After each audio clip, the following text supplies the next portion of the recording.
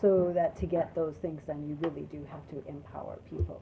And I think as people move through leadership opportunities, empowering people sometimes feels a bit threatening because they want to advance their own career, but you're not going to advance unless you and your team are able to move forward. And that's a hard thing, and some people never, I think, figure out how to do that. No. Because, everyone does things in their own way, and it's never going to, you always think it's perfect the your way, but you have to have a little variation and all that kind of stuff, right? So I think that's part of that.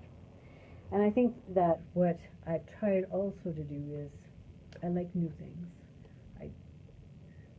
I never want to do things and say, okay, well, we're finally there.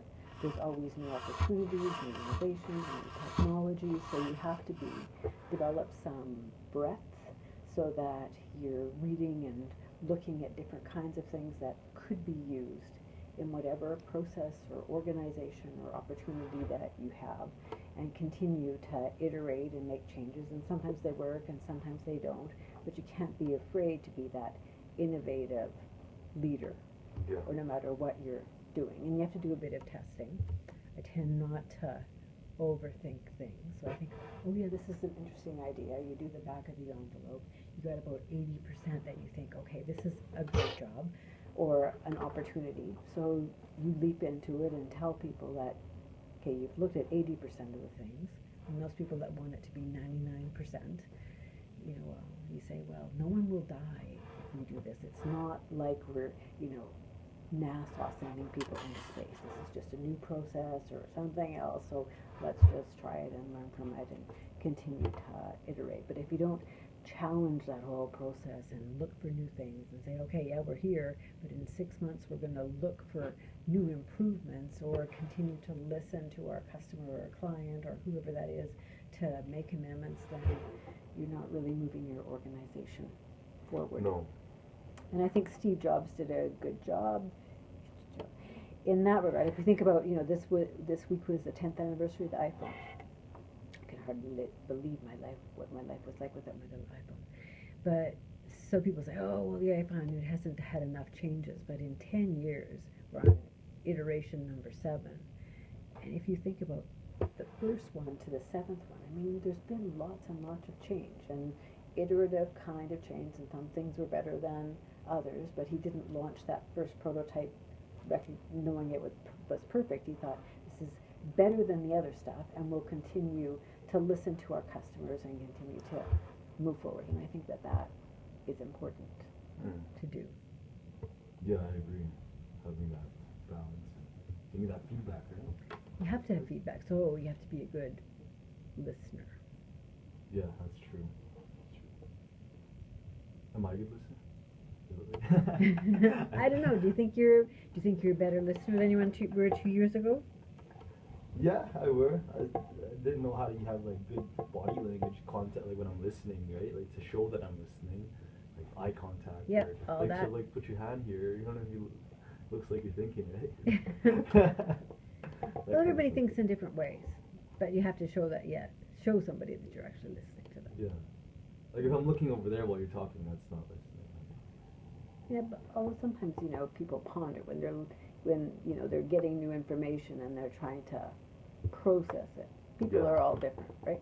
So you have to, as a leader, pick up on, gee, they're hating me, or they really don't want to do this, or they're just processing the information to see how that would impact them and not react.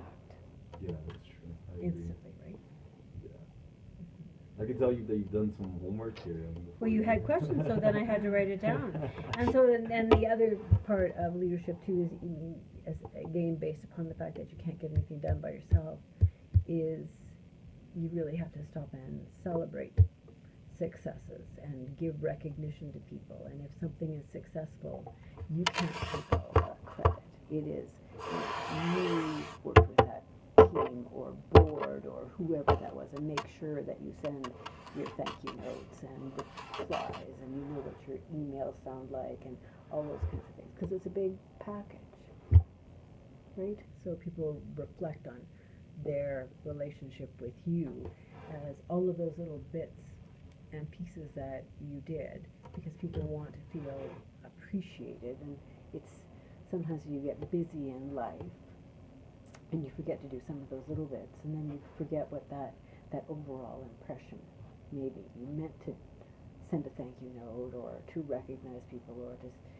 let people know at a meeting that the team did great work, so you succeeded. But if you didn't take the time and write it on your agenda to do, then the overall impression is, well, gee, she's all only out to focus on herself or her own career or whatever, and you're not helping the others, because you should be working to mentor and support those other folks behind, so that they too can advance your career, just as you probably had mentors, whatever, getting to wherever you got to.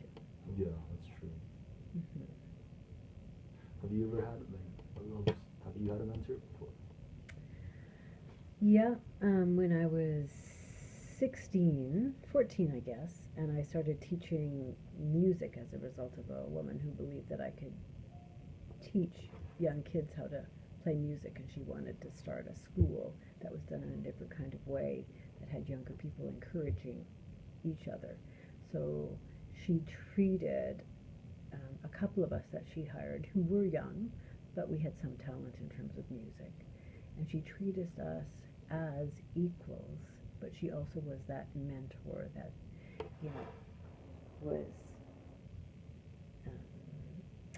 style, as well as musical ability, as well as compassion and empathy. And she was tall and beautiful, and we all wanted to be exactly like this woman, who was brave enough to launch her own business, and confident, and had confidence in us that we could teach these 6 to 8-year-olds to learn something and appreciate music and have a passion for music in the same way that we were had our own passion. So she was the first mentor. And then when I worked at Simon Fraser University, the vice president, Jack Blaney, who had originally hired me, he was also an enabler as we were trying to raise money, do the modeling for the school. We built 3 different campuses. He was always on campus at 7 a.m., and I tend to be an early riser, so I was also on campus at 7 a.m. working away in my office. And he would stop by on his morning kind of walkabouts, not to check up, but to say, how are things going? Can I help you in any way? And also a big visionary. He shared what he wanted that downtown campus to look like, and empowered us to make it happen in a time that was fast